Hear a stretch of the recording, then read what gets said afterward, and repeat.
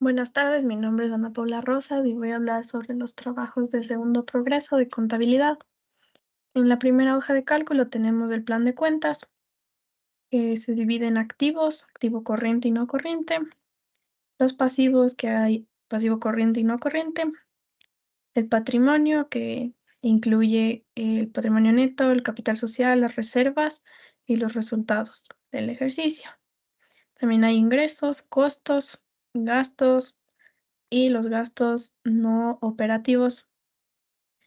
Toda esta información va a servir para realizar el libro diario, el libro mayor y el posterior balance general. En el libro diario tenemos que empieza desde el 1 de octubre del 2023 y termina el 31 de octubre del mismo año. Se tiene la fecha, el código de la cuenta, el nombre de la cuenta, la descripción de la operación y se ingresa en el debe o en el haber, dependiendo del tipo de cuenta. El debe siempre está en la izquierda y el haber en la derecha. Por ejemplo, tenemos el capital social de 45,000, va en el haber. Esto es por el capital social que invirtió cada socio invirtió 15,000 y tenemos 3 socios. Ya, y tenemos el costo de la deuda, que es el préstamo bancario, que son 55,000, que está financiado por préstamo bancario, la deuda que se tiene. El libro mayor tiene los activos, donde está el capital de accionistas en efectivo, los préstamos bancarios, las compras de maquinaria y material, a materia prima, servicios y producción. Este es el saldo de los activos de 96,475,34. En los pasivos se consideran los préstamos bancarios y los pagos, el patrimonio, que es el aporte de capital y la pérdida, y se tiene el patrimonio, el saldo es 41,723,17. También se tiene el libro mayor de los ingresos y de los egresos. El total de ingresos es 1,008 y de los egresos es 4,284,83. Entonces se utiliza toda esta información para hacer el balance general. Se tiene la cuenta de activos y de pasivos. En activos se consideran los activos corrientes, los no corrientes, en pasivos, pasivos corrientes y no corrientes. También se toma en cuenta el patrimonio, que es el capital social y la pérdida, y de ahí se tienen que obtener estos dos valores iguales, el total de los activos y el total de los pasivos y patrimonios. Entonces, para los activos se toma en cuenta la caja, los bancos, inversiones a corto plazo, cuentas por cobrar, inventarios y existencias, y otros activos corrientes si es que existen. Entonces se hace la sumatoria de todos estos valores. De los activos no corrientes se tiene el arriendo, servicios básicos, maquinaria, materiales para producción. Se suman todos estos valores y también se suman los activos corrientes y no corrientes, con un total de 97,575,34. Se realiza el mismo proceso para los pasivos. En pasivos corrientes hay la deuda bancaria a corto plazo, las cuentas por pagar a proveedores no regulares, impuestos por pagar, arriendos, sueldos y comisiones y las otras cuentas. Se realiza la sumatoria. Luego se tienen los pasivos no corrientes, que es la deuda bancaria a largo plazo, cuentas por cobrar proveedores a largo plazo y otras cuentas. Se realiza la sumatoria y la sumatoria de todos los pasivos, no corriente y corriente. Luego el patrimonio, que se toma en cuenta el capital social y la pérdida. Se hace esta sumatoria, finalmente se suma el total de los pasivos y el patrimonio. Y se obtiene un total de 97,575,34, que es igual al total de los activos. Posteriormente, el estado de pérdidas y ganancias. Se tienen los ingresos por ventas o ventas netas, costos de venta, resultados brutos, gastos administrativos y gastos de ventas, el EBITDA, las depreciaciones y amortizaciones, el EBIT, gastos financieros, los resultados antes de los impuestos y participaciones, las participaciones de los empleados, el EBT, impuestos y el resultado neto. Entonces, se observa que la empresa registró pérdidas significativas con los costos superando a los ingresos. Ahora tenemos el rol de pagos de cada persona que trabaja en la empresa. Primero sacamos el rol a pagar del operario 1. Se consideran los ingresos. Todos estos cálculos se realizan para los 12 meses trabajados. Entonces, se toma en cuenta el sueldo del operario 1, que es el sueldo básico. Se saca el sueldo día, que es este valor dividido para 30. Luego el sueldo hora, que es el valor anterior dividido para 8. El valor a pagar del sueldo, que es el sueldo básico. Se tienen las comisiones, el valor de ventas mensuales, que es el precio unitario por las unidades vendidas.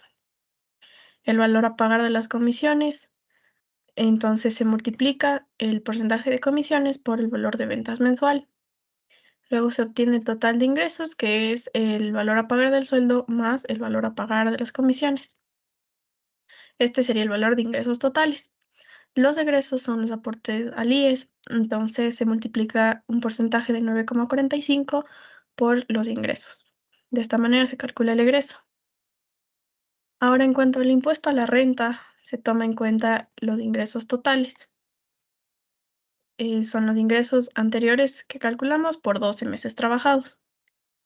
Se considera el 13º, que es el valor anterior dividido para 12, 14º, que es el sueldo básico, los egresos totales, que son los egresos por 12 meses trabajados, y se obtiene la base imponible para el impuesto a la renta, sumando el valor de los ingresos totales, el 13º y el 14º, y restando el valor de los egresos totales. Entonces da un valor de 11.589,71. Nos vamos a esta tabla y se ve que está entre los primeros valores. De este modo no se tendrá un impuesto a la fracción básica ni impuesto a fracción excedente. Entonces no se obtienen estos valores porque no supera este valor. Luego se obtiene el gasto deducible máximo, considerando los datos de esta otra tabla, porque tiene una carga familiar, tiene 9 en el número de canastas básicas familiares, el gasto deducible, que es el gasto deducible máximo, que es 18% del número de canastas básicas familiares, y la rebaja es de 1.239. Entonces, con estos datos se calcula que si el valor del total de los gastos deducibles es mayor al gasto deducible máximo, entonces se hace la rebaja la rebaja máxima del impuesto a la renta, multiplicando los gastos deducibles por el 18%. Como este no lo supera, no se obtienen estos valores. Entonces, de esta forma se saca el rol de pagos del operario 1, restando los ingresos totales menos los egresos totales, menos la retención mensual, que en este caso no había. Y se obtiene que el valor a pagar del rol de pagos del operario 1 es 846,64. Se realiza el mismo proceso para el operario 2 y se obtienen los ingresos, egresos y el rol de pagos, que es el mismo valor. Y se considera que tiene 4 cargas familiares. Entonces se hace una rebaja si es que estos valores superan. Si es que el total de gastos deducibles es mayor al gasto deducible máximo, se hace la multiplicación, que en este caso no supera. Los gastos deducibles no superan al gasto deducible máximo. Ahora, con respecto al gerente general, se obtienen los siguientes ingresos: el sueldo, que son $650, se calcula el sueldo día, sueldo hora, el valor a pagar del sueldo, se tienen las comisiones y se obtiene el valor de ventas mensual. Con las comisiones y el valor de ventas mensual se calcula el valor a pagar de las comisiones, se tiene el total de ingresos, que se suma el valor a pagar de las comisiones más el valor a pagar del sueldo. Se calculan los ingresos totales con la sumatoria del valor a pagar del sueldo, el valor a pagar de las comisiones, menos los fondos de reserva. Los egresos son el aporte al IES, se saca el 9,45% de los ingresos totales. Entonces, ahora se saca el impuesto a la renta, se tiene que los ingresos totales para sacar el impuesto a la renta son ingresos totales por los 12 meses de trabajo, 13º, 14º, los egresos. La base imponible se calcula sumando ingresos totales 13º, 14º y restando los egresos totales. De esta manera se obtiene que la base imponible para el impuesto a la renta es de 13.428,94. Entonces, este valor se encuentra entre estos rangos de la tabla para el cálculo del impuesto a la renta, donde no se obtiene una fracción básica y se obtiene un impuesto de fracción excedente del 5%. Con estos datos, se saca el total de gastos deducibles, el impuesto a la renta, perdón. Es la base imponible para el impuesto a la renta menos la fracción básica multiplicado del impuesto a la fracción excedente, que es del 5%. Los gastos deducibles son de $7,000. Tiene dos cargas familiares, por lo que el gasto deducible máximo será de 8,412 y la rebaja de 1,514. Entonces se calcula el total del impuesto a la renta, que es el impuesto a la renta menos la rebaja. Se obtiene un valor negativo.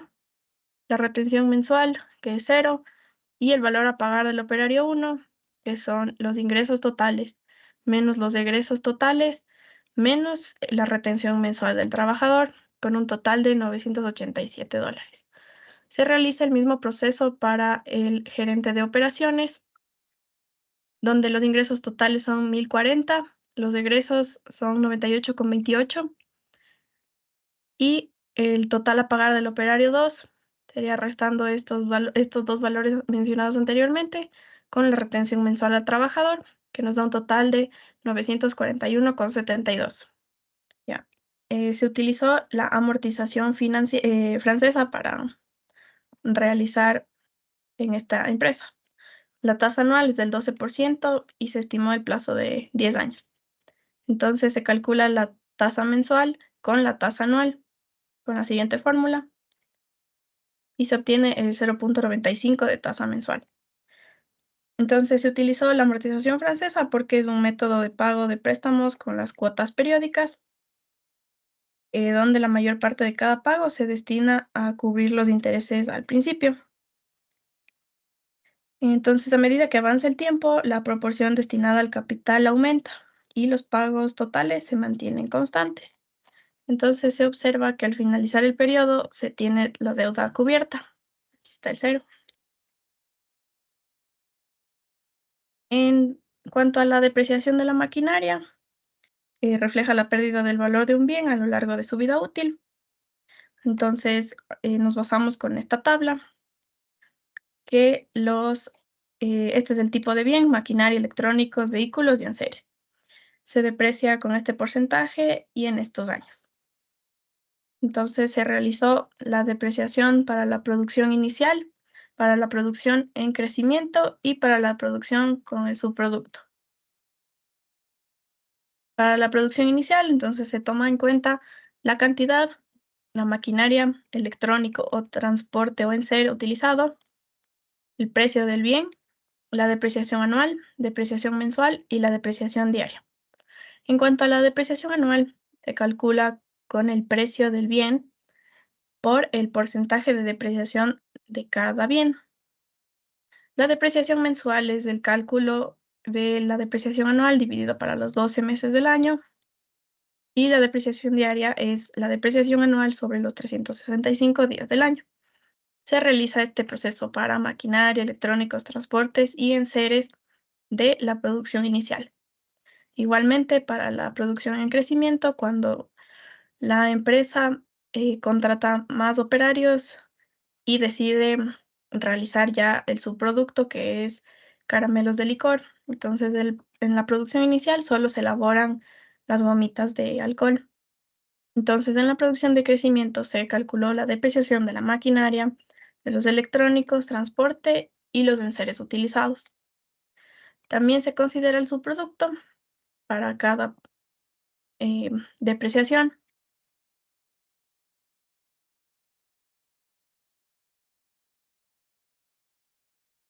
Ahora se va a explicar el costo de los sueldos.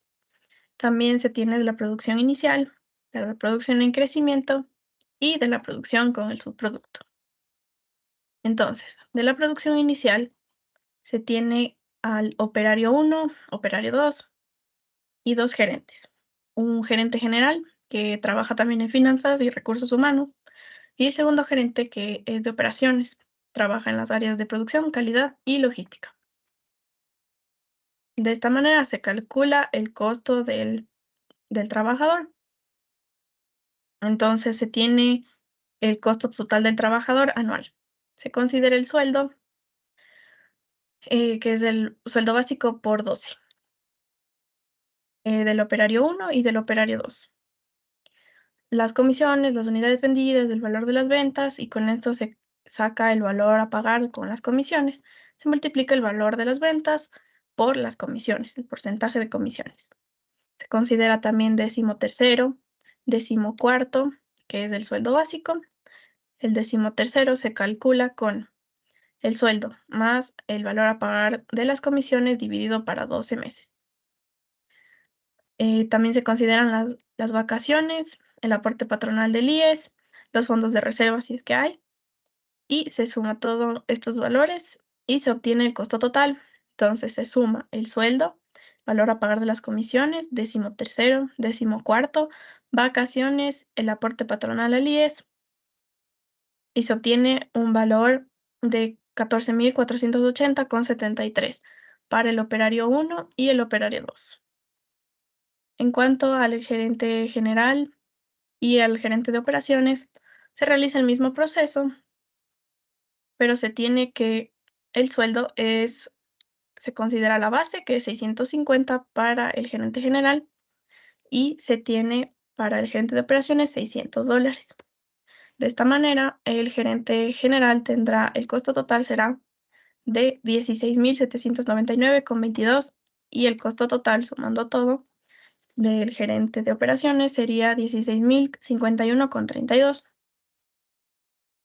Una vez que la empresa creció, se saca el costo de cada operario. Como la empresa contrató 2 operarios más en el crecimiento, se tienen 4 costos de operarios, cada uno con un valor de 14.480,73.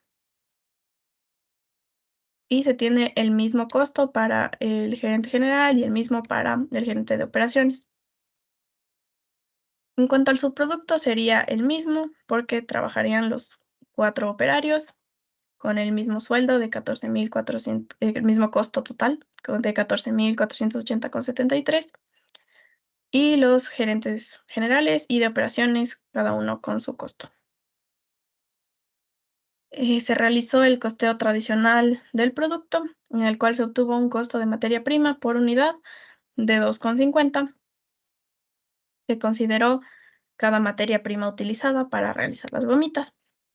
Esto se obtiene un total de $11.000 mensuales de materia prima y con un total de $5.151 de mano de obra. Se sumó la mano de obra directa y la mano de obra indirecta.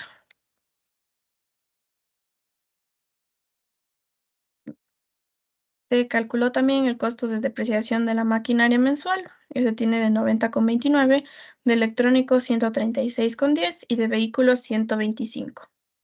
Se suma el pago del arrendamiento, del arriendo de los servicios básicos y de los enseres utilizados y nos da un total de 22.671,72 mensual. Y el costo unitario sería del costo total de la producción mensual sobre las 4.400 cajas mensuales que se producen. Este es el costo de producción unitario. El costo de venta unitario es de $5 y las unidades vendidas son 4.000 400 con el costo de venta total de 22.000. Ahora se calcula el costeo inicial con TDABC, utiliza los tiempos y actividades. Para esto se consideró un índice de tolerancia para cada trabajo. Hay trabajo manual, mental, transporte horizontal, actividades de limpieza y estibar.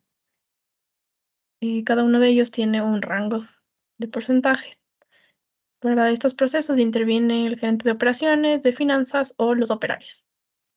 Se tiene una producción de 200 cajas. También se utiliza la tabla de habilidad de esfuerzo. Para cada categoría hay un rango de aceptabilidad. Se calculó la depreciación para cada insumo maquinario utilizado. Entonces también se tiene en cuenta la producción de calor del tanque de gas, la producción de calor por hora, el consumo de luz de cada equipo, consumo de gasolina del camión. Y aquí se especifica la mano de obra. Entonces se realizó el costeo de la producción, el costeo de la compra de la materia prima y el costeo de venta. Entonces, para el costeo de producción se inician las actividades con la limpieza de la planta, seguido de todos los que se ven a continuación, y termina con el empacado de las gomitas. Para cada actividad se tiene un tiempo promedio en minutos, el personal encargado, las personas que intervienen y el tiempo promedio hombre en minutos.